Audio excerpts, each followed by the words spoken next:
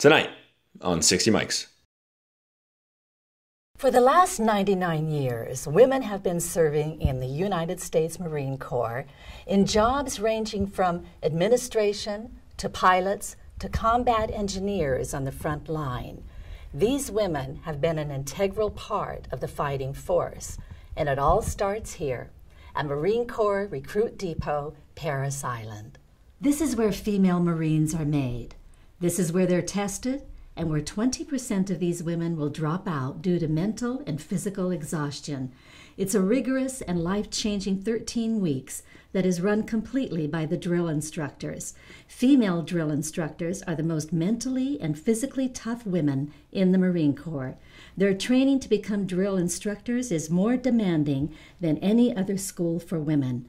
They're trained to embody every aspect of being a Marine, from drilling to killing, and they do it better than anyone. But recently, some critics believe that the standards for women have been dropping. Attrition rates are lower, and physical requirements are less demanding. The command at Parris Island has come under fire for allowing too many less than worthy recruits to slip through the cracks. This has led to investigations, a clearing of school leadership, and a new look at the way recruits are trained. As part of the new changes intended to increase the intensity of female boot camp, the new command has brought on board a physically intimidating drill instructor who has almost single-handedly changed the culture of female boot camp here at Parris Island. Her intensity, her physical strength, and her demeanor have led to multiple awards for drill instructor excellence. Her attrition rate, an astonishing 46%, has some worried that she might be too harsh for Parris Island. But that's not the only thing critics are worried about. Staff Sergeant Brunswick, the most decorated female drill instructor in the history of the Marine Corps, is also the Corps' first transgender drill instructor. Staff Sergeant Brunswick joined the Marine Corps as an infantryman in 2008 and deployed to both Iraq and Afghanistan. Her third deployment was to Southeast Asia. By the time Brunswick was home from her third deployment, the Department of Defense was considering allowing transgenders to serve openly. It was then that Staff Sergeant Brunswick considered becoming the woman that she always knew she was. I had the chance to sit down with Staff Sergeant Brunswick at her home just outside of Parris Island. So you've been a machine gunner in an all-male infantry battalion. You've deployed 4 times. You've gone to combat and been awarded for valor.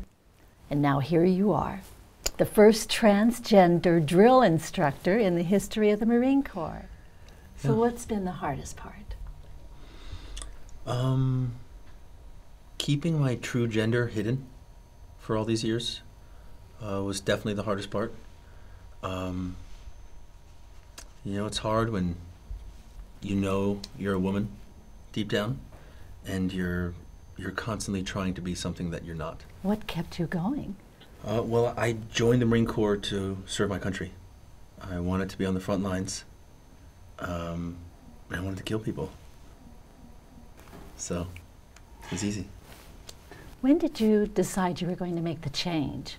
As soon as transgenders were allowed to serve openly, I decided I was going to go for it. I was sick of lying to myself, sick of lying to everyone else. Plus the wars were over. My friends had all moved to new units, and change was coming, whether I liked it or not. So I figured if I was going to make a change, I would just go all the way. Fascinating. I mean, you must have had some truly inspiring people in your life to have made such a brave decision. Yeah. Who were your greatest inspirations growing up? Well, I've always admired strong women. So, Oprah Winfrey, Martha Stewart, Margaret Thatcher, Opha May Johnson, China. Excuse me? From WWE. Oh, okay. So how did you become a drill instructor? I've always wanted to be a hat. I've always thought that it was just the coolest job, outside of the infantry, of course, because you get to make Marines. But they didn't want you to be a drill instructor, did they? No, No, they did not. So how did you do it? I was tenacious. I kept my eye on the prize, and I never gave up. And, you know, when I thought that the Marine Corps was going to make me lay down and take it, I found my strength, and I pushed right back. And I pushed, and I pushed, and eventually the Corps submitted. That's an incredible tale of strength and perseverance. I'm sure there are many people who will be so inspired by you. I hope so. Thank you. So, so what did you do while the Marine Corps figured out where to place you? Well, the first thing I did was get my hormones. And then I got my test done. And then the Marine Corps actually stuck me in the armory as a custodian when I got off convalescent leave. What was that like? Not good. I felt like the Marine Corps had abandoned me, and that they were just gonna let me rot away in the armory for the rest of my career, like they do to all the shitbags. But I got lucky. I met an amazing man, and he might be the love of my life. He's handsome and smart and kind, and he makes me feel good about myself. Life can be really hard for a girl in my position, and it's nice to have someone who understands me and listens to me and accepts me for who I am. Well, after a few months of leave and then work in the armory, I was finally approved to go to Paris Island. Oh, what was that like? It was a little weird at first because I was still going through my transition to a woman's body, but I'm a grunt and I've been through worse. So it was just a minor speed bump. Don't get me wrong, drill instructor school was challenging, but like I said, I'm a grunt, so I'm no stranger to challenges. Did you ever feel like you had an unfair advantage over your peers? Well, I wouldn't say unfair, because I like to think I work harder than everyone else. But I think that my experience in the infantry made me better able to mentor my peers and to push them and challenge them to be their best. So what rank did you graduate in your class? I was first in my class.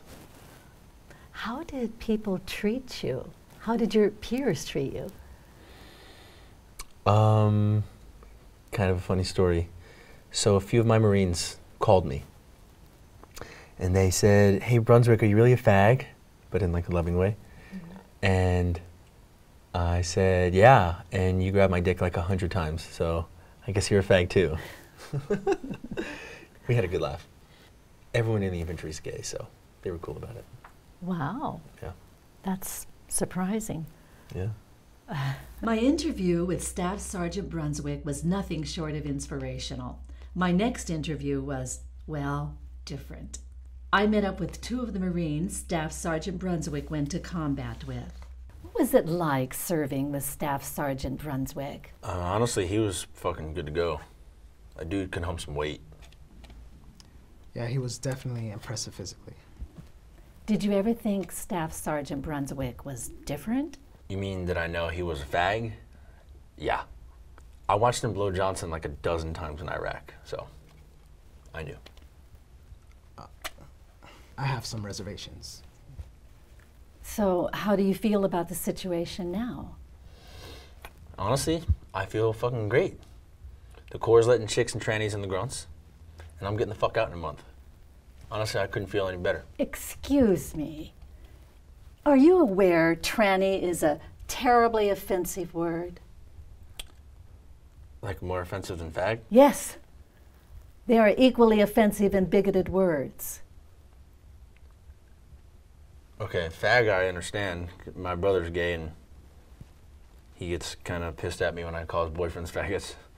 But tranny? Really? Everyone says that shit. I fucking love that word.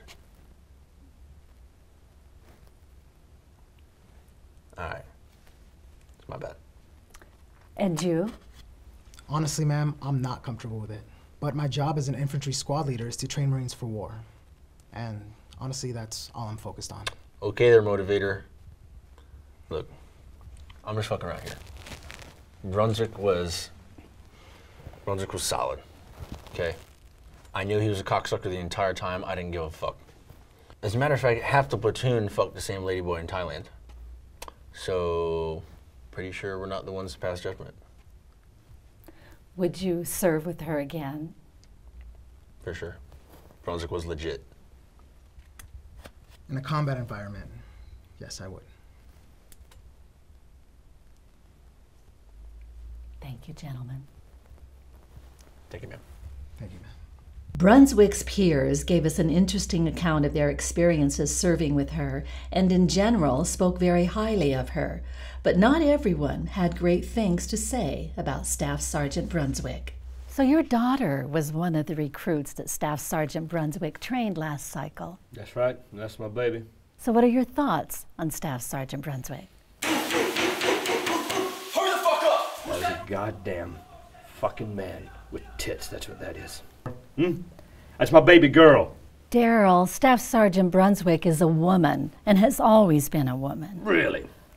So, are you telling me that thing with a big, swinging, juicy cock is a woman? Is that what you're saying? Well, she hasn't had her surgery yet, Daryl. So yes, but that doesn't. You don't get to this. No, nobody stares at my baby girl in the shower except for me. Not some grown-ass man with big, luscious fucking tits. No, me!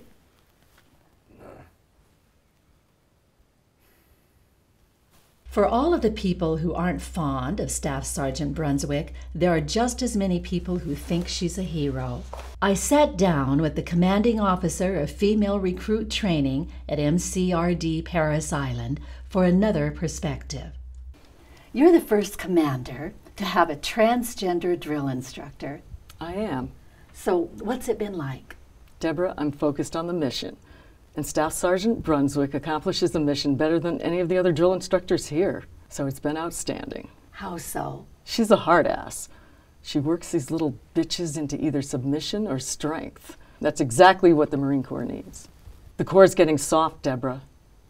Even the men are little bitches these days. So when I get the chance to inflict some old school pain on these disgusting little twats, I embrace the opportunity to make my Corps stronger.